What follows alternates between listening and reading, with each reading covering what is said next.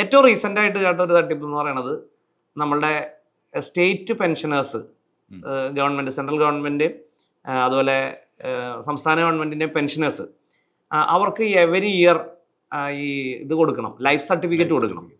അപ്പോൾ അത് ശരിക്കും പറഞ്ഞു കഴിഞ്ഞാൽ അവർ അവിടെ ചെന്ന് ഹാജരാവണം എന്നാണ്. അതായത് ആള് ജീവിച്ചിരിക്കുന്നുണ്ടെന്ന് ഈ ഗവൺമെന്റ് അതോറിറ്റീസിനെ ഉറപ്പാക്കാൻ വേണ്ടിയിട്ടാണല്ലോ ലൈഫ് സർട്ടിഫിക്കറ്റ്. അപ്പോൾ ജീവൻ പ്രമാൺ പത്ര എന്ന് പറഞ്ഞിട്ട് ഒരു ഏകജാലക സംവിധാനം പോലെ ഒരു സംവിധാനമുണ്ട്. അപ്പോൾ അത് അപ്ഡേറ്റ് ചെയ്യാനെന്നുള്ള രീതിയിൽ ഈ ഡാറ്റ എവിടെ നിന്ന് ചോർന്നേക്കണമെന്ന് അറിയില്ല.